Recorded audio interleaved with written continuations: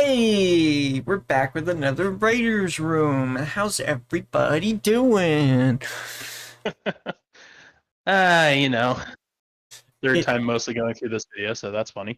yeah, this is gonna be interesting. You've showed me something very interesting. So we're doing a quick review here, because the writer's room essentially is whenever we get topics that we think are interesting or interesting from other YouTubers, public platforms, news publications, whatever it may be that has to do with the writing sphere of some kind. In this case, we're talking about Velma. And the You video know what? that Little Platoon produced about the review of Velma. Because neither one of us is going to watch it, because we don't want to debase ourselves with, well, whatever this is. Yeah. I will usually pirate things before I decide to actually watch them officially. Um, which is essentially what we've done here watching another person's review of it. Creative So, forums yeah. and fair use, it's a review. Yeah, my apologies. Yes, indeed, your apologies. But to get into this really quickly, my name's Arcos Raid, also known as Callsign Raider. I do Battletech stuff, and I do writing of my own fan fiction novels, as well as individual custom original works for the Battletech RPG. This is Haji Bob here. Tell us a little bit about what you do.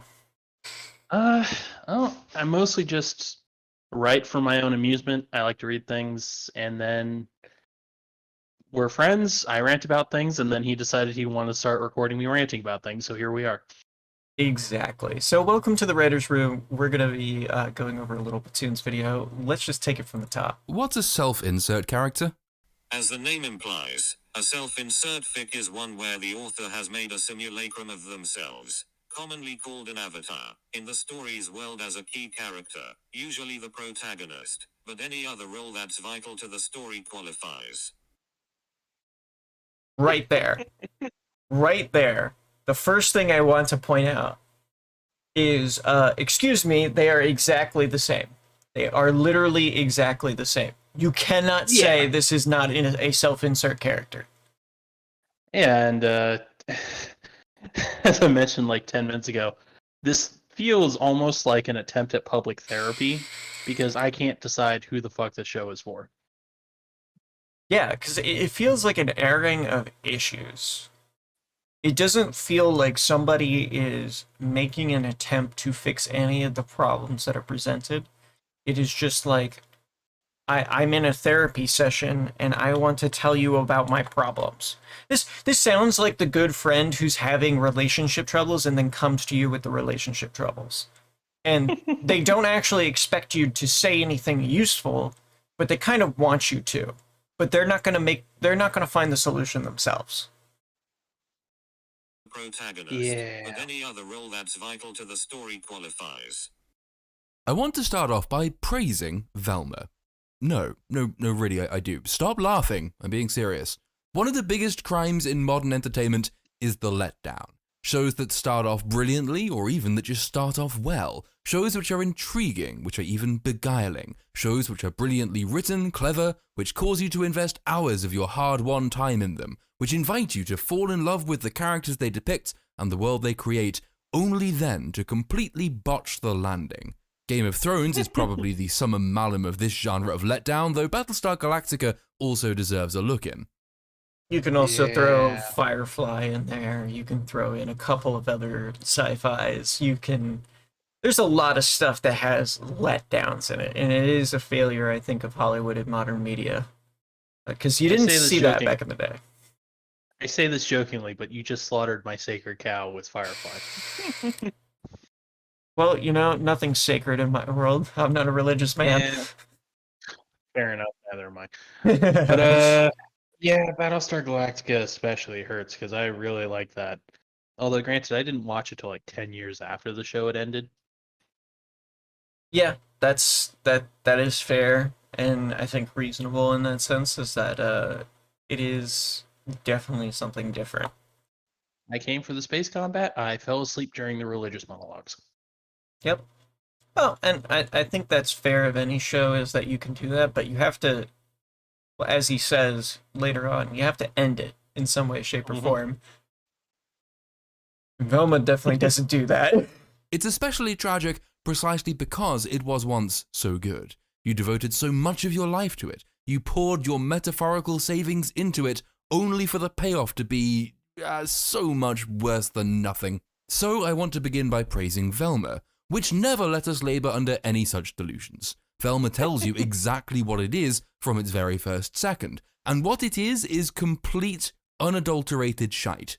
In fact, the show seems very keen that we all understand this about it as quickly as possible, and it really wants to make sure that we all understand this about it. After all, if you're not paying attention, there's always a chance you'll miss any single giveaway. So, within its first 90 seconds, I'm not exaggerating, here's the proof, the show decides to hit us with cringe after cringe after cringe, an opening monologue complaining about how men get better origin stories than women. Normally, origin stories are about tall, handsome guys struggling with the burden of being handed even more power. And if they are about girls, it's usually like, hey, what made this hot chick go crazy? The I could argue eponymous that's what Velma this telling here. us that her Say again? I could argue that second thing where it's like, hey, why did this woman go crazy? I could argue that's at play here. Yeah, but like he explains a little bit into this, Velma is made out to not be a hot chick. Even though No, yeah, the Scooby-Doo live-action series defines that as not being true. And even in here, it defines it as not being true at one moment, too. that was an interesting pair of movies. Yeah. And this does remarkably less well than even those movies. Sorry, I just dreamed off for a second. Just it's let him Yeah. let's let the man talk, because he's got some words of wisdom. origin story. It starts with a murder, bitch. The words try and hard come most readily to mind, cutting then to a Agreed. sub-Family Guy scene of two cartoon cockroaches having sex for no conceivable reason, and then to a shower scene, allowing the show to lapse into lazy meta-commentary about pilots having more sex and nakedness than the rest of the season that follows. That doesn't make sense, by the way. Which, by the way, Which goes one on specifically? and on and on. The showering cartoon ladies telling us that sex sells and the show needs a hook, and so on and so on and so on and so on. It morphs into a brief shower fight between Daphne and Velma. Velma here looking like the notoriously, cognitively challenged British MP Diane Abbott. Credit earned. That's just not a flattering picture for anyone. That's not No. a flattering angle for anyone. No, it is not. But also, like, what? Yeah, I don't know. Moving on. Though, because although the show's humour so far has been on a par with a Family Guy knockoff, at least it hasn't gone the whole way Also agreed. and aped the art style, which is how you can tell that it hasn't been made by Netflix. The writing across the first episode would embarrass a very early model of one of those chatbot AIs given the prompt, write a poorly conceived comedy show in the style of a terrible writer. For something that's ostensibly a comedy, it is quite painfully unfunny. Its jokes feel more like sexual violations than humour, not least because the show is intent on forcing them into any given exchange with no lubricant. Immediately before the title slate, which for sensible people will serve the same function as the end credits, we get the discovery of a body in a locker. The head's been cut open. Which is also, by the way, a commentary on cinematics. That's just bad. You need to separate your openings from your closings. That's just bad TV writing. Yeah. There's a reason why anime is kicking the ass of everybody. They have openers and closers. I would argue there's a lot more at play there. Hilarious reaction from Velma. Fair, but also, that's just my one little shtick. All right, fair enough. I was about to say, out of the many, many merits of anime, I don't think openers and closers would have been the top 5 I would have gone with. No. But at least if we're going this low ball, we have to start somewhere. Yeah, but that's something like saying Yeah. that's like the season boss or like the final villain when you're fighting them and then it plays the intro song. It's like that there. Okay, yeah, fair. I am not dissing her. She has no brain. So far, so bad, where comedy's concerned. But Velma also aspires to be a narrative comedy, and it fares no better in this endeavor. Its first scene, post-title slate, essentially amounts to the writers throwing a bucket of expository shit at the screen and hoping some of it happens to stick. Velma is the suspect in the murder. The investigation is led by 2 lesbian cops, who are Daphne's adopted parents, who were supposed to have been investigating the disappearance of Velma's mother 2 years ago, but have seemingly forgotten all about it, leading an exasperated Velma to complain that lesbians are supposed to be good at solving crimes, apparently under the impression, she tells us as much, I thought lesbians were good at solving crimes. It's like the one positive stereotype perpetuated by cop shows. Where? I Where? have Somebody tell me where. don't know. Granted, it's been a while since I regularly watched cop dramas, but yeah, I don't know. I can actually say with verifiable proof, if I go to my Netflix account, I watch cop shows. I watch all kinds of cop shows. This is not a stereotype or a trope. I'm sorry, you get an F on your assignment. Please turn in extra credit. Because You know what this show has like? yeah, go for it. Actually, I'm gonna save that for at the end. Okay. I just realized I'm gonna say that. Okay, all right. But like, please turn in your extra credit because you're not getting credit for this assignment. You get a 0. I'm not sure that's true. We close this opening nonsense with the lesbo cops telling Velma that the only way they'll convince the sheriff that she's not responsible for the murder is to find the person who is. So she has to find the person who is. She has 24 hours in which to do it because, yeah, that's how the police work. You get arrested as a murder suspect, you become a detective, you exonerate yourself. No. Just Yeah. no. I don't even care if it's a comedy. I don't even care if it's the fact that like we're talking about Scooby-Doo here and they borderline on vigilantism. No. Just I no. would also point out the amusement in the idea that without knowing the context of the show, I almost have to assume that the 2 detectives are joking because it's the sheriff who's convinced of it, apparently, not the prosecutor. Like, where is this or the going? people who arrested him, like you don't have an understanding of jurisdiction or anything that goes on in this. Like, Yeah, I don't know. Mindy, have you ever read the Constitution? Because that's where your first problem is. I mean, didn't she go to Yale? I don't care what college she went to, they failed her as human beings. That's all I could say that about most of our education system. But if you were also making a meta commentary on the fact that people failed to have a good enough education to understand how the law in America works, that would be funny. But that's not what you did. Because you don't even know. By the way, this is You have to get something right before you can get it wrong and have it be funny. isn't going to be a complete plot breakdown. I don't have the time. I also value my sanity. I am going to whiz through this faster than the Mystery Machine as driven by O.J. Simpson. We bump into Fred, who in this telling is... That was funny. That was funnier than this entire show. Every reaction has been funnier than the show. is a vaguely camp, misogynistic, rich white womanizer with a tiny penis.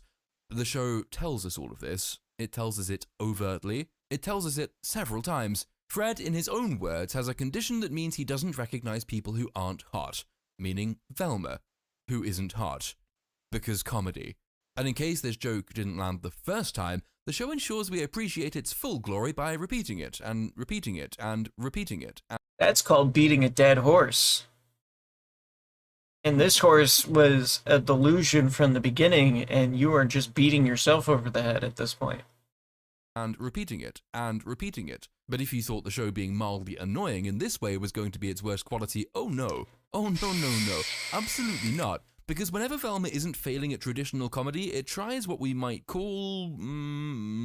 fucking weird? Oh God! I know, but it's about priorities.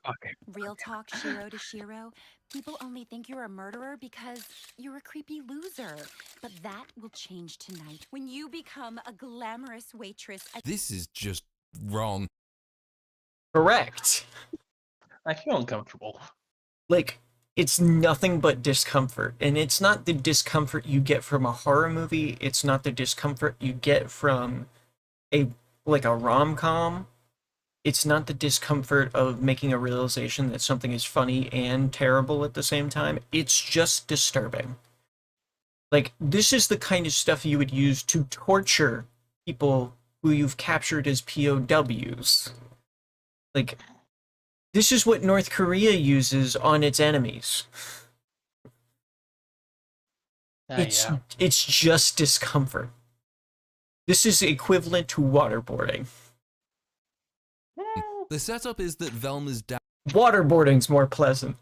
shacked up with some waitress after her mum disappeared. Oh, sorry, wait, did I say setup? I didn't mean setup, because that information has very little bearing at all on whatever the hell we just watched. That was only there because they genuinely seemed to think it was funny. It's not. Not to redeem the show, that I say creepy surrealism at least shows some degree of imagination, because it's quite clear early on that this imagination has a desperateness to it. The desperateness, like we talked about earlier, that this is therapy. This is like somebody desperately like, I need help. This is a call for help. I mean, yeah, it's good work if you can get it, I guess. Someone's paying for it. Like, this is a multi-million-dollar therapy session in which you're now being admitted into the mental hospital.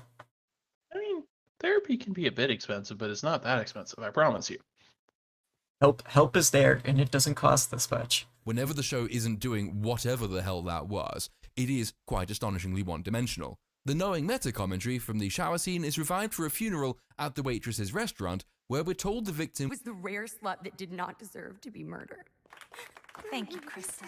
was What the fuck? I don't know. It's almost like the whole horror movie thing where it's always the almost always the innocent one who doesn't go and make out with people who survives a serial killer's rampage. But they called But her a I'm just- slut. I don't know. Like, it makes Again, this falls under like who is this for? Yeah. Like, again, who is this intended to be for? Who wants to watch this? Nobody. I don't understand. Who did you want to have watch this and enjoy it? Because if it was made for reviewers, like even a reviewer with the most amount of money you could give them could not say something bad at some point. Whether it's cinematography or the general narration of this, it's just bad. one of the rare sluts, yes, that's how the show refers to her repeatedly because comedy, who didn't deserve to be murdered. It does tonally balked meta-commentary in this scene because Daphne's here, and this is Daphne's single dimension. It happens every time she's on screen. This is probably the time to point out that the overwhelming feeling you're left with after 2 episodes of this stuff isn't anything happy or light-hearted or comedic. You're left with a definite sense of cruelty and spite from the humor in Velma. It feels like somebody's beating a puppy. It feels like one of the methodologies of the 3 pyramids of a psychopath. This is just pure cruelty. I don't know. It's just like there's nothing focused about it besides, I guess, Scooby-Doo as a franchise, which isn't even focused. I wasn't even that attached to Scooby-Doo in the first place. If you stripped all of the context out and don't care who's writing it, don't care like what their political views are, blah blah blah blah blah blah blah.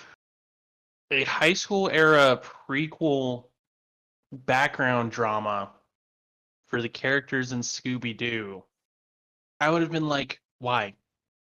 Didn't need to be made, never needed to be made, and has no bearing on anything. Yeah, it's I don't just know. bad writing.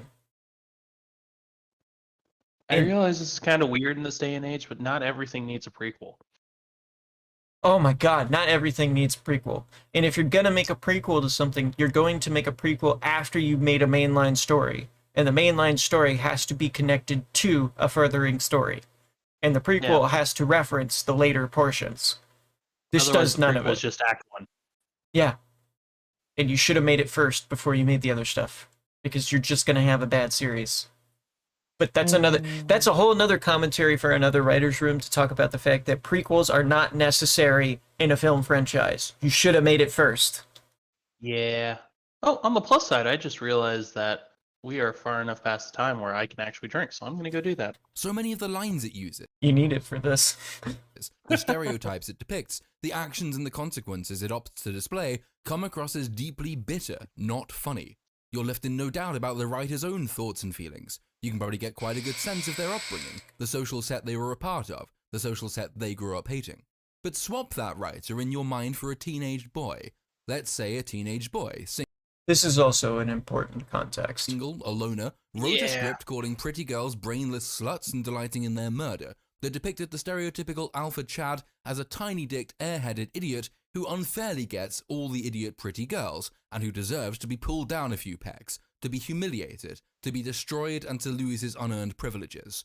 If a loner teenage boy had written that, we'd call him an incel, and we'd start fretting about online radicalization. So we have one-dimensional Fred, one-dimensional Daphne, one-dimensional popular kids, one-dimensional lesbo cops. We're then introduced to one-dimensional not Shaggy, because Shaggy is for some reason called Norval in this show. Which, by the way, is just a disservice to everybody because they're using his government name. I'm just like, oh god. Really? Why did you have to phrase it that way? It's true. That's how he refers to it in the original subset. Like, this is the only piece of Scooby-Doo lore that I know, is that in the movies later on, the animated movies, by the way, he gets called by his government name when he gets arrested at one point, which is Norvo. I have a coffee cup full of McCallum, and I think it's going to be a good time. Velma, our titular character, is ostensibly the most fleshed out of all these, but this is really all just a facade. She's pretty much one-dimensional as well. Her one dimension, though, is being viewed through the wacky kaleidoscope of the writer's imaginations. Her one dimension is quirkiness that manifests itself in the main as being a genius social spam. The quirkiness itself is consistently inconsistent, the underlying code of which being, if plot progression, exposition, if exposition, joke. But very little of that is actually attached to anything. Not uncommonly, significant plot progression is achieved by the writers inserting random, disconnected skits that they and they alone found funny, which serve as the transition to and the setup for whatever thread of the story we'll be following for the next 5 minutes until we then go off and do something else. So we learn that Velma doesn't solve mysteries anymore, though she used to because her mum wrote mystery stories and she loved solving mysteries. She now believes her mother disappeared because she, Velma, solved a mystery, which means she now has vivid, sub-Stranger Things hallucinations whenever she's mystery solving. Inconveniently, she has to solve a mystery to exonerate herself. How do we begin this adventure? Well, unfortunately, that weird pregnant lady skit from earlier, that's our launch pad on this occasion. She hates her dad's new girlfriend, which leads to a conversation with Not Shaggy about cameras, leading her to conclude that the girlfriend might somehow be responsible for the murders. Okay. Before he continues with this, it is the most disconnected, unfollowable bullshit I have ever seen. It's literally like the cut content from any TV series. I mean, I will give them a slight bit of credit here. This is somewhat consistent with the logic chain I've seen come out of high schoolers. Yeah. All right. I think high schoolers are a little bit smarter than this. And at least in some way, shape, or form, have the thought process of enough to understand the law enough to know that none of this can work. Just because it's connected possibly in this fashion does not mean that this is an intelligent way of going about this. I didn't say they were smart high schoolers. Like, I don't even think the dumbest high schooler would think of this. I genuinely just don't. Because she doesn't like her, which leads her to steal her dad's new camera, all of which I think is supposed to be the plot, though its main interest is quite clearly in setting up what passes for the show's comedy. The revelation that new girlfriend makes money by taking pictures of babies dressed as vegetables, for example, which ends this particular part of the investigation. Yes. Which That just seems odd. Like, makes the whole thing is... the whole point mute. Yeah, Plus, I mean, if anything, if it was some sort of commentary about, I don't know, people trying to get ahead or something, I kind of see it, but it's just like, she's a waitress who also does photography. That's honestly one of the most normal things I've heard come out of this so far. Yeah, but at the same time, you also think about the fact that like they try to make her out to look like an OnlyFans model, right? That's what you're supposed to pull from this. I guarantee the weird pregnancy shoot thing. in that she's taking advantage of rich men in order to do so. But the way she does it is by having babies that she can then take pictures of that look like vegetables because they're adorable. It's like the pictures in the doctor's office that you would see. I mean, she's dating a lawyer, so I don't know. It baffles my mind. Like, where is this going? Who is this for? Yeah, where is this going? Who is this for? The question that will never be answered. That is a thing. Velma hallucinates when she tries to solve mysteries. This is called a mechanic, though what it's in aid of isn't particularly clear because of the unique way the show approaches narrative writing, which is to say nothing about the show makes sense, and random snippets of information are just thrown into a pot and jumbled around to serve more often as some kind of comedic setup for a painfully unfunny joke than as anything to do with the plot, character, or story.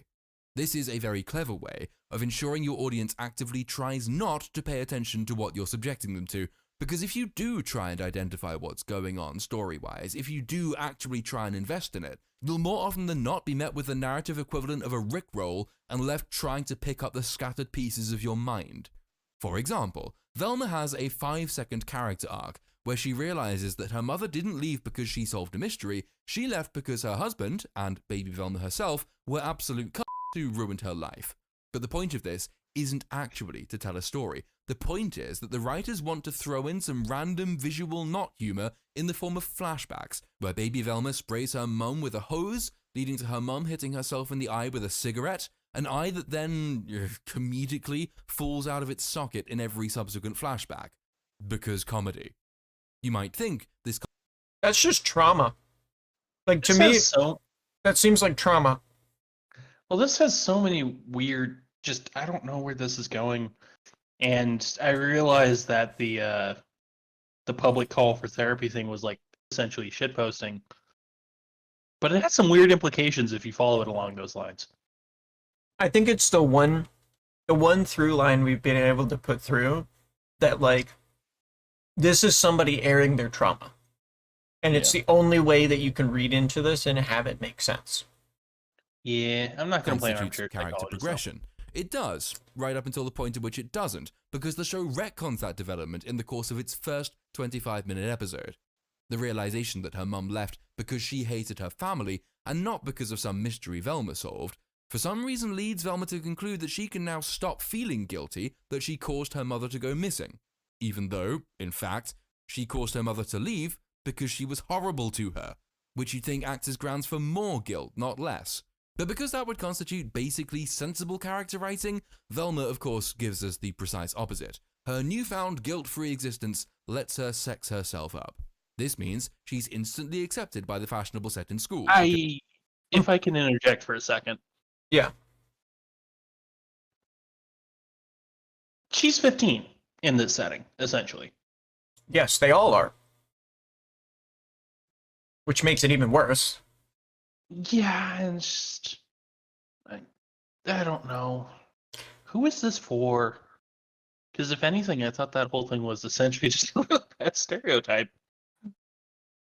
The thing is like, it puts it in a rating of being for adults, but it's not made for adults. Because adults don't have this kind of humor. They find this degrading in a way that... Not even degrading. Adults would find this humor to be overtly wrong. It's just moralistically wrong. College students, maybe? I don't know. My frame of reference is different. Well, and that's kind of what I'm thinking. I'm thinking this is made for uni college students who are in the know, per se. They are part of this group of people who is from Mindy Kaling's generation, and they have the inside jokes that go to everything in this. But these inside jokes aren't good jokes. It's just a way of showing that you clearly don't understand the world, you don't want to, and you are actively working against it. Yeah, but at the same time, it's like there can't be that many of them, especially considering Mindy Kaling is, I think, like 15 years post-college. Mm-hmm. So who is this for again? Same question. It may never be answered. Because, one dimension for everything. Until one of them points out that she's just trying to cover for the fact that she's a killer, at which also kind of harkens back to the idea that I think a lot of kids today actually think of people as one-dimensional. They don't see people as people. They see them as groups. That's possible. I'm not close enough to that sort of thing. To me, this feels like somebody who never left high school. Yeah, which begs another question. Without getting into me and my own issues, I'm always curious about why so many pieces of fiction tend to take place in high school and that sort of thing, because I'm like, I don't want to go back to that. I don't think I know anyone who wants to go back to that. I think a lot of people, well, there's a lot of kids. There are a lot of kids going through high school, and it's the most media consumption time that you'll ever get is when you're in high school. Okay, in the unlikely event we have a high schooler watching this, I don't think our sense of humor is appropriate for you just yet, but at the same time, go watch anime. Yeah, it's so much. You'll thank us later. It's so much better, and you actually be a cool kid. Yeah, honestly, with how the culture's kind of started moving the last 10 years. Because I remember the anime club when I went to high school didn't have a problem with anyone. Well, and that's the other thing. Anime club of my day had like 50 to 100 people in it. Hmm? Out of like a 3,000 person school. It's a lot of people. Yeah, it's a good social group. And I mean, that's basically how... As much as I didn't like high school, that is how those sorts of social events are supposed to go. And honestly, I should have leaned more into that. Oh well. But yeah, this seems like somebody who didn't fit in high school and basically sees everybody in this way and never left. Point they all start throwing weird... things at her, only for Fred to forget that his whole shtick is to forget unattractive people. He saves her from a flying computer keyboard. I forget what those things are called, but I've used them before. They're actually pretty fun. They're paper slicers. That makes sense. They're used to make accurate cuts on paper. Well, and that's what we called them, at least, because they're just a giant they're just a giant cutter. That's it. I remember working for like a solid 4 days to make sure the yearbook actually got made. Yeah. In keeping with the approach taken by Velma, I have decided to press on with my terrible mistake. a most perfect line. Whereupon it chops the leg off a passing stranger. Because comedy. He gives a speech in her defense. She is accepted again, but not by Daphne's set. They accost her in the toilets, whereupon we get this. Well.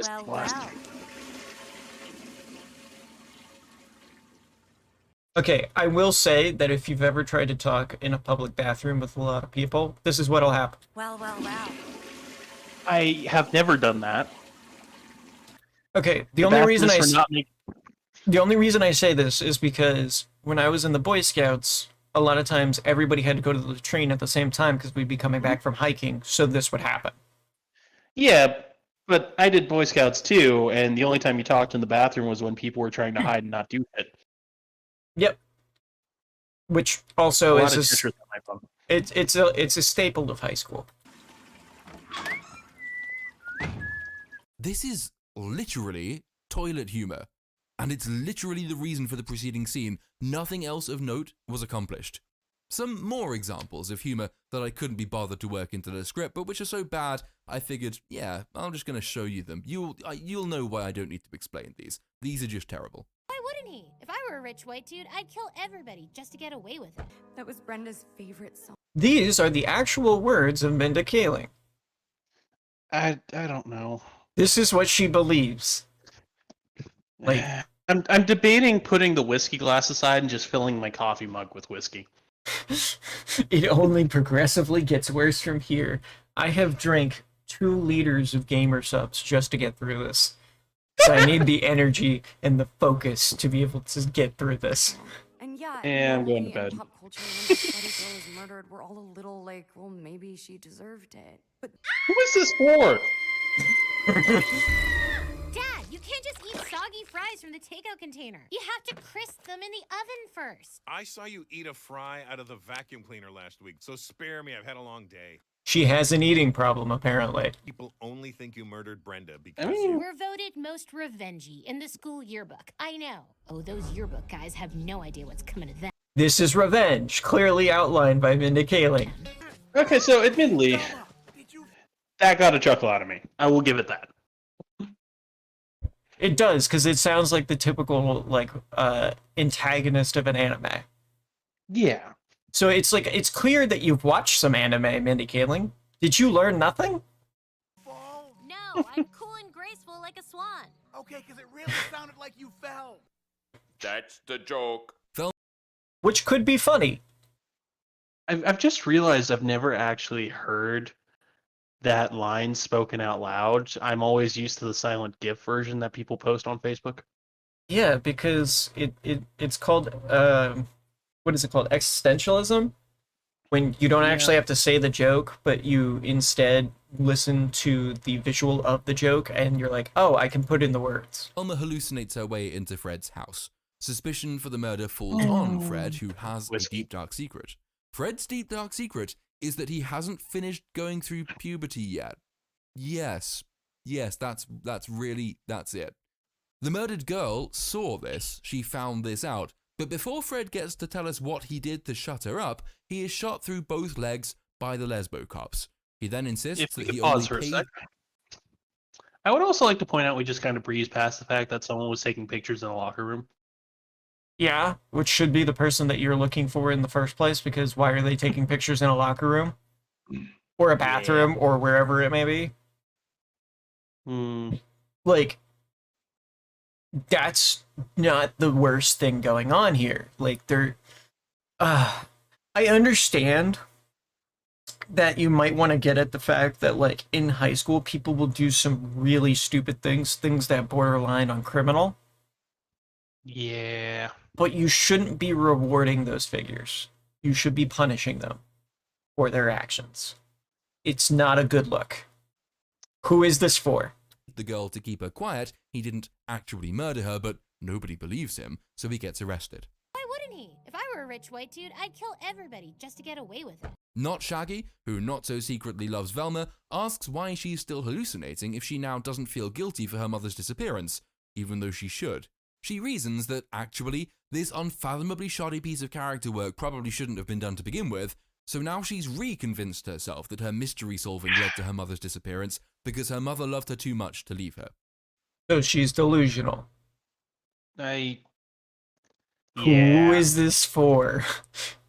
I don't know. I could have skipped the beginning of the show, and it wouldn't have mattered. Which, well, that renders the entire mini-arc a harrowing waste of time, no? I suppose it's mitigated a little bit by the fact the entire endeavor has been a harrowing waste of time, and it's frankly baffling it should ever have been made. They find Agreed. another brainless body in a dumpster. That's the end of episode 1. Episode 2 begins with a gag that's almost funny. A TV ad for a luxury gentleman's clothing chain with the tagline, What are you, poor? yeah, I almost smiled at that one, but then, Yeah, I almost laughed. unfortunately, the plot happened. The advert is there because this company is owned by Fred's dad, meaning Fred stands to inherit it. This is all covered in a news report during which the reporter butchers Velma's name. Say my name. Vermin Dorkley. It's Velma Dorkley. I mean, Dinkley. Because comedy, only then to get her father's name correct Vermin's own father, Amon Dinkley. when announcing that Again, you make everything irrelevant in the show. he, being a lawyer, has agreed to represent Fred. Because fuck consistency. Not Shaggy and Velma arrive at school and see a bunch of probably stoned students. Not Shaggy says he wants nothing to do with 420 culture, or 420 humor. He asks Velma if she knows what 420 is, and she says, I get it if this is a prequel, in the sense that you could say later on that he gets into it, but that's not what's happening. Yeah, it's code for Yeah, I just adults don't who know. still watch cartoons. Again, who's this made for? Is it a joke? I mean, it had the cadence of a joke. I think the writers thought it might be funny. If I were to attribute to them a level of intelligence they almost certainly do not possess, I'd suggest they were targeting their own audience with that one. You, at home, you moron who is unironically enjoying Velma, you will be absolutely stoned off your tits. You need a high dose of medical marijuana just to dull the pain that is this show. And now you've been seen by the show, and because you're so very high, you'll find this funny. No, and I am. At least until you sober up and realize what your life has become. Then you'll start crying because you're watching Velma. I am. Here is the number for the Samaritans. But oh wait, here am I watching Velma. I'm making jokes about people watching Velma and laughing at the jokes Velma is writing about them. There are so many layers. And we can add one more. Drop We're adding another. Daphne off at school. And because Daphne is in the scene, we have to have a meta comment about teens in movies. Thank you. But if the kids in every teen show ever can get through a brush with a deranged serial killer, so can I. Because it's Daphne. This is what she does. It is the only thing she does. Velma asks Daphne to It gets old quick. get hold of her mother's cold case file. Daphne says, nah. Velma gets hit by a frisbee. Because comedy. Now, I will say, all the games they're playing in the background are actually fun as hell. Hacky Sack has always been fun. And I played that throughout high school and college. I kind of want to. Yeah, I did that in high school. This is really odd, but this show is making me want to go watch Recess. Yeah, like, I'd rather go watch Recess. Recess is good. Here's a better show recommendation. Don't watch Velma. Watch Recess. We were watching Lesbo Cops announced they're going under. Yeah. No, it's such a good show. If you want actually what high school was like in the 90s, there you go. Cover as high school students to investigate the school's drug problem. And that's the 411 home skillet. Words. They are very old, and they try to sound young and Reference to 21 Jump Street. hip and cool. Yeah. Because comedy. And 22. Velma asks Not Shaggy for $500 to give to Daphne to have her get the cold case file. Not Shaggy doesn't have that. Why? Why did they need $500? I don't know. Also, And neither does the show. Kind of money, but when she leaves the room, he has a brainwave. He says, Wait. In teen movies, whenever a girl needs money, a guy sells something and then blackmails the girl into dating him for it. No. Problematic, but effective. Now, I've not been a teenager for a few years, and I always hated teen movies. I'm reliably told by people in my comment section that I just hate everything after all, but I don't recall ever I actually like teen movies, and that's still not correct. seeing a film I with just that don't know. as its premise. I mean, that's not to say that it never happens, but does it happen enough for it to be essentially a meme? Does it happen enough for this reference to make very much sense? Unless teen movies have changed a lot since I was an idiot, the answer is no. The only thing I can think of is Total Drama Island. And anybody, I never got further than like 4 episodes in that. and that was a dumpster fire that lost money for Cartoon Network and quite literally was a PR disaster that put them in the hole. Learn that Daphne is the drug dealer, Yeah. and because Daphne's in this scene, we get a meta comment about how TV tells us According to TV, it's morally okay to deal drugs if your life is just kinda crappy. Like, your kid's sick, you're a widow with a mortgage, you have to live on a lake in Missouri. though Velma counters that this is only true for white people. Those are all white people, Daphne. Minorities on TV can only deal. Again, specific references towards specific shows, and yet we go back to this. Who is this made for? Yeah, it frustrates me because, talking about essentially 21 Jump Street and 22 Jump Street, it frustrates me that they're not referencing the shows, but probably the stoner comedies. I despise that weird stoner comedy period of like the mid 2000s to like the mid 2010s. It wasn't good. No, I'm with Mage. Honestly, I liked the Green Hornet, and then that happened. Yeah. Steal drugs to escape poverty. I blame Seth Rogen for a this. show that only really has 3 jokes, the most frequently occurring of which is its meta-media commentary, that it might, I don't know, be... Is Minda Kaling the female version of Seth Rogen? The world may never know. Don't put that That's image in my around head. it. Don't put that image And in how my do you head. not get pop culture references right? Anyway, you might have noticed a potential issue arising. Daphne has the file Velma wants. Daphne's parents are the Lesbo Cops. The Lesbo Cops are investigating the school's drug problem. Again, why does she have it? Why does this happen? Why are we violating the law on so many different levels? Why do you not have a fundamental understanding of anything that happens in the real world? Daphne has just told Velma that she's the drug dealer. Velma belatedly does spot this issue, but when she threatens to tell the lesbo cops that their daughter is a drug dealer, unless the drug dealing daughter gives her the file, Daphne gets angry.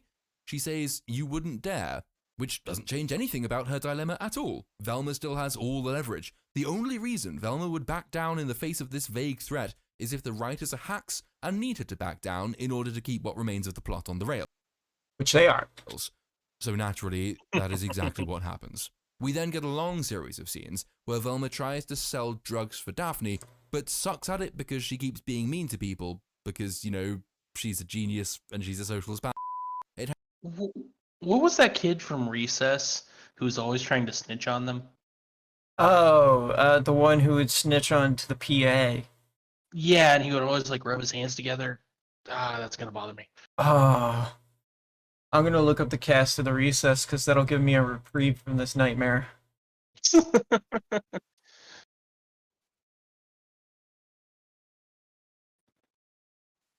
Randall. His name was Randall. Randall. Yeah. Just so people can see who this person is. Crap.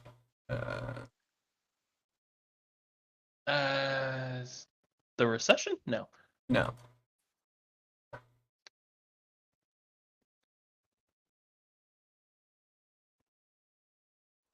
I'll just send you a link real fast.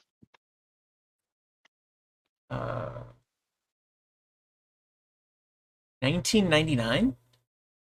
Mm-hmm. Okay, voice of Randall. Randall was voiced by Ryan O'Doonhee? Alright, images in Goon Chat. Okay, hold on. Yeah. Yeah, this kid.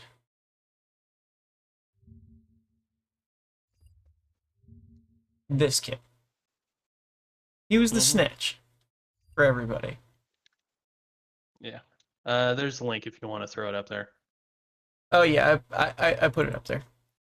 Cool. It happens again, it happens again, it happens again. The problem with repeat gags is that eventually if you keep going that deep, you will throw up. And that shitty joke is better than anything in this show, which tells you how staggeringly unfunny the show is.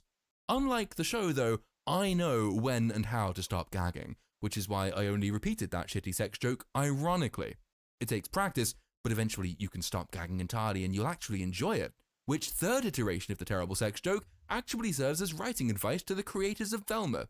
Not Shaggy goes to try and sell a sword he owns to some shady people, while Velma's dad takes Fred to court. What follows is faintly horrifying, as seems always to be the case when the show dares venture out of bad pop culture jokes and try something surreal instead. Their plan, playing on Fred's prepubescence, has been to make him seem more like a cute child and therefore beyond suspicion and reproach. This is what the animators took from that instruction. Hello, friends. My name is Fred. What's yours? Because that's just creepy. That's terrifying. It's literally terrifying.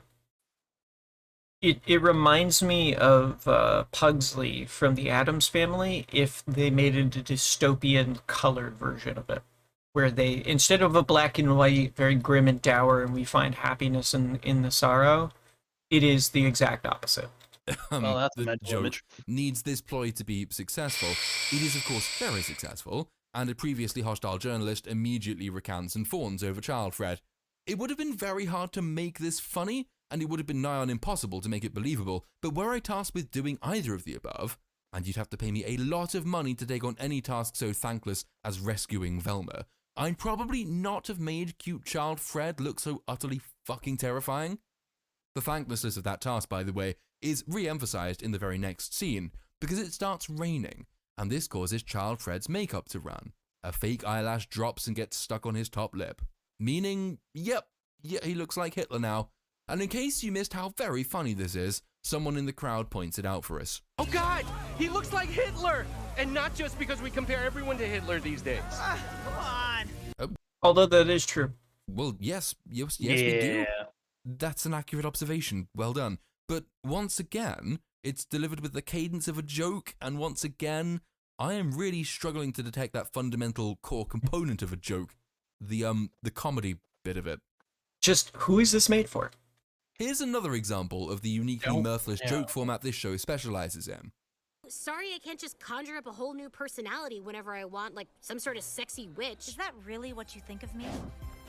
Hey, girlies. Honestly, after every single one of these attempts at humor, I keep imagining a cutaway to Jeb Bush pathetically saying, "Please laugh."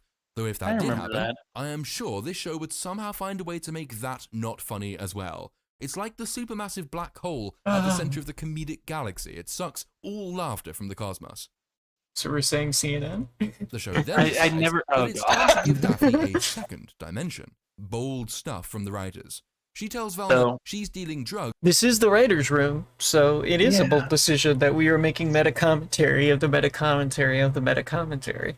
So I will say this. I never thought I would say these words, but 2016, a simpler time. Oh my god! No! You're right, it makes Ghostbusters look like a drop in the bucket. And so she can follow a private investigator to look for her real family. Now, the last time we had character development, there is only one other occasion, was when Velma decided that she wasn't responsible for her mother's disappearance because her mother only disappeared because she was a cunt. No, that still makes no sense, but it became swiftly irrelevant anyway because Velma Don Drapered 5 minutes later and undid that character development. One instance is not enough to establish a trend, so Daphne's not guaranteed to renege upon this particular progression in the same way. I would say it's something to keep an eye on, but the odds of me continuing to watch this show after episode 2 are about as slim as the show doing something that makes me want to continue watching it after episode 2. Inconvenient lesbian cops then arrive on the scene and chase disguised Velma, whose broken friendship is being reforged through the sheer lack of any other direction for the show to take. The chase sequence culminates with lesbo cops hitting a baby in their police car. Yeah, but the baby's fine though, don't worry, because otherwise it would have been morally. I feel like shows like this are made so YouTubers can make content and then they can capitalize on the copyright of that content. I mean, that's possible, but then also essentially, I don't know if it was the Critical Drinker who was essentially saying this was essentially created as omnipresent rage hate for everyone. Yeah, I think it was Drinker who said that, which... Yeah. By the way, Drinker, if you're out there and you ever watch this, please come chat with us because I would love to be able to do some Writers' Room commentary as to what is better stuff and talk about the depravity of the whole that is modern writing. Reprehensible as opposed to being impossibly lucky not to have been morally reprehensible. The show then indulges in that peculiar brand of aborted joke that's arisen in the age of the social justice gender woo-woo. God, where is that candy man? I mean, candy person. It could be anybody. This is a curious development in comedy because the gender woo-woo movement has simultaneously made itself unignorable, but impossible to really refer to. You're obliged not to assume the gender of any given third party, as in this scene, which has the whiff of a comedic setup to it, and rightly so, given how innately hilarious modern culture's stance on the gender question is. But you cannot actually make gender woo-woo the punchline of a joke, because doing that makes you all manner of ists and phobics. You're obliged to abort the setup that you had no choice but to include. It's a joke that's so ashamed of itself that it doesn't let itself finish, but so obsessed with itself that it can't not begin, which is a sure sign of totalitarianism, that mini-true moment where Winston Smith has to try to force his brain to disregard the simple, logical nonsense the regime imposes on him as truth. By the way, great movie. Go watch it. It really is, and also, I believe his name is John Hurt. Yeah. Really outstanding actor. He died a couple of years ago. He's done some great stuff. My personal favorite is he is Kane in Alien, also known as the crewman who dies to produce the alien. Yep. He was also in V for Vendetta. Yeah, continuing on with the shitfest because I have other things to do later. Oh shit, I can't believe I almost got conceptual in a Velma review. We can't be having that. I don't want to cover the show any longer than I have to. Let's just move swiftly on. So do we. Velma orchestrates a distraction that calls the lesbo cops away. They hit a load of American football players on a field as they drive off. As with the baby scene from earlier, though, nobody actually dies, because the show can't actually decide what its relationship with gore and graphic violence is. We've already had a man decapitated by a flying computer keyboard, and we've had 2 brainless corpses, and we've had Fred shot twice through the legs, and we've had whatever the fuck this scene was. Yes, I am only playing that again because it makes you uncomfortable. You're welcome. Which might lead you to believe the show And it does. has no problem with It really surreal, does. consequence-free bloodshed, and that it might even be going for that kind of humor that makes the incongruity of bloodshed a comedic beat. But since then, we've had 2 opportunities to emulate that, very studiously swerved. I can understand not killing the baby, though by far the wisest course of action there would have been not to have the police car hit a baby in the first place, because the punchline it actually went with Baby want sheet cake? had what you might call an antipathetic relationship with humor. But hell, why not have the lesbo cops randomly mow down a bunch of college-aged football jocks? That would have been edgy. Was that? The show wants us all I to got a think question. that it's edgy. Yeah. Was that a college, like, pregnant, high school, like, pregnant mothers event or something? Because I'm trying to struggle, like, what context would put a mother pushing a pram at a high school, and then there's a banner with whatever a pacifier. Yeah. What was the context behind this in the background? But I also don't care enough to watch the episode, so I don't know. I don't honestly want to know because I won't get the answer. Who is this show made for? We'll never know. Edgy. Yet it fakes out whenever the edge gets too close or too sharp. It doesn't seem to have the courage of its convictions. Daphne and Velma are still making up, and they're nearly making out. Are we going lesbo max here as well? I guess we'll see. Or, well, we won't see, because I'm dropping this show as soon as possible. It's a figure of speech, though. It's in the script now. I'm not putting any more work into this edit than the show put into finding a reason to exist. Anyway, we've gone 5 minutes without a The best line in this entire thing. random. I would point out that that was the progression. line that So now got we me to have watch Velma's the dad video. offering to Yes. give her the $500 for the cold case file in exchange for Velma helping him prove that Fred, who she basically convicted, is actually innocent. She somehow convinces herself that he is innocent after all, and she tells the court as much. Though not before she manages to get out the entitled rich white guy with a small penis joke that wasn't funny the first 5 times it was deployed, and remains unfunny now. But also that he was just another entitled rich guy who might kill someone because he has a tiny dong. Which basically means to say that you were wrong the entire time. And that you have no purpose in being a detective. She convinced herself he was innocent, and convinced the court he is innocent because he's stupid. The show's moved on from his previous one dimension. Which is a defense in court, by the way. You got one thing right. You can be so inept that you are excused from a crime. That usually requires a psychological evaluation, and I think all of us are getting head cases if that happens. Exactly. So, again, a fundamental misunderstanding of how the court system works at the second half of it. The I only recognize hot people shtick, so now he is an idiot who can't cut his own food. A failed attempt in court proves that he is an idiot. Wouldn't who that can't just cut slice own his food. hand open? Because a kid who can't cut his own food. I agree. Like, he should have just cut his hand open. But yeah, also, that's 4 fingers of whiskey con. Food can't cut people's brains out. He is deemed too stupid to have committed the crime. He is innocent because he is dumb.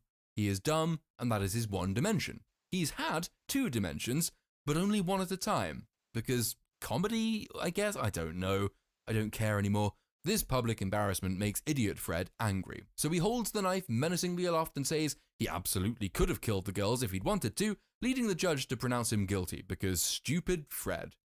Velma's response, by the way, Wow, blonde-haired people have bad days too. you see, the thing about playing on tropes for humor is that they do actually have to be, well, tropes. You can't just invent them on the spot and then have a character comment on them as if they're common knowledge. This is like creating an in-joke that you don't share with anyone except yourself, then telling it to an audience and expecting them all to laugh. Since when was blonde-haired people never have a bad day a thing? Velma's dad is very unhappy about this setback. to me, this seems like self-absorbed narcissism. From my armchair, I will say this. This show feels like something made for one person and one person alone. Mindy Kaling. Yeah, but how do you sell that to people? Like, how many people had to approve this just to get the resources together? Mindy Kaling may come from a rich background, but I promise you, she does not have this type of money. Well, that's the thing. She got her psychopathic delusion funded by HBO Max, and they get to write this off as a tax cutoff. He complains, and once again I quote, Oh my god, what have I done? I'm ruined. They wouldn't even let me represent a gymnastics coach now. You see, the thing about playing on tropes for humour is that they do actually have to be, well, tropes. You can't just invent them on the spot and then have a character comment on them as if they're common knowledge. This is like creating an in-joke you don't share with anyone except yourself and then telling it to an audience and expecting everybody to laugh. Since when was representing gymnastics coaches is something bad lawyers do a thing? Daphne turns up and gives Velma the cold case file. Daphne's in the scene, and so of course we get meta-commentary. This time, Daphne asks if Velma still has hallucinations when solving mysteries, and Velma tells her, "Not Shaggy helped me get over them in the last episode." Of my hallucinations. Yeah, that's basically her delivery too. In fact, I'm just going to play the clip, because it is a masterclass in how not to deliver comedic lines. Well, I think I'm fine. Norville helped me get over them in the last episode of my hallucinations. Unfortunately, she then has another hallucination. And yes, we are going Lesbo Max. Daphne gets her out of the hallucination by kissing her, and then they have a smooch. And that's the end of the episode. Apart from a mid-credits scene with Fred in jail that is, as ever, only there to be funny, and that fails entirely at being funny. My abiding question about the show is how, and also why. How and why does it exist? How could anyone write this and submit it? How could it have so many directors, assistant directors, producers, executive producers, assistant executive producers, and still emerge in this state? How could anybody have read it and concluded, yeah, we should definitely spend lots of money bringing this to the screen? That's how many people. That frustrates me. I don't even think it's a frustration at this point. I think this is literally the way Hollywood is purging the bad actors, the bad writers, and the bad directors. That's the thing, though. It's like I recognize some of the names associated with this project, and they're not what I would call bad at their jobs. Well, they were bad enough to sign their name to this. How did it take 2023, a mere 12 days, to produce a comedy worse than She-Hulk? Why did anybody think to do this with these characters? How did they get away with claiming it was based on Hanna-Barbera's creation? How did anybody think these jokes were funny? Why is this show? Is there anything good to say about it? Well, the animation isn't uniformly abysmal. It doesn't look like another Family Guy or Rick and Morty show. They seemingly stole whole chunks of the soundtrack from Stranger Things, so that's not terrible, I guess. But the rest really is really, really, really abysmal. I mean, it actually genuinely is worse than She-Hulk on the level of writing, comedy, and sheer mind-numbing pointlessness. I normally recommend that people watch the shows I review to form their own opinion, but in this case, I really recommend that you don't. Just save yourself the time. Do something more productive. Go hard-boil an egg. Sit and stare at a wall in silence for an hour. Do anything. Just don't watch this show. Hey Siri. Well, I was like, I'm just like, who's the IP holder I need to smack? And then I realized this came out of when they purchased the Hanna-Barbera. Yeah. And it's like the IP holder is HBO Max. This is the first thing they decided. They pulled The Last Jedi. And I pretty much think, well, it's worse than Last Jedi, but like... Well, so the purchase that got them the IP for this also got them the entire MGM library. And that just fills me with dread because there's some great things in there. Yep. We can all be disheartened for the future and pray and hope that Disney never decides to unlock the vault and bring out Battletech. Does Disney... Disney owns the animation rights to the cartoon and purchased the company that owns all of the television and video IP. Really? Yep. Was this still Harmony Gold? This was, this would have been Harmony Gold. You know, they're basically a real estate company that also happens to dabble in IP trade. Pretty much. And a bunch of That lawyers. that frustrates me. But yeah, no, this is the world we live in, and we as the writers' rooms certify this as a audience approved, not worth watching. Look, I'm just gonna say that this is out of everything, this is most definitely a thing, and just call it a day there. Oh yeah. But anyways, This is for the all thing of you that is- out there, go check out Little Platoon. He has great videos. You can thank Bob here for putting me on to him. Definitely some great reviews, and keep watching and keep being creative. This is Raider signing off. Bob, anything to add? Everyone have a good night, and I'm gonna go watch Pat Labor after this. So We're gonna definitely go watch something better. All right, everybody have a fantastic evening. I hope you enjoyed. I hope some other people watch this at some point and it blows up somewhere on the social medias. I'll definitely be passing it around to friends. 'Cause wow, just wow. this was a thing. This was definitely a thing that happened.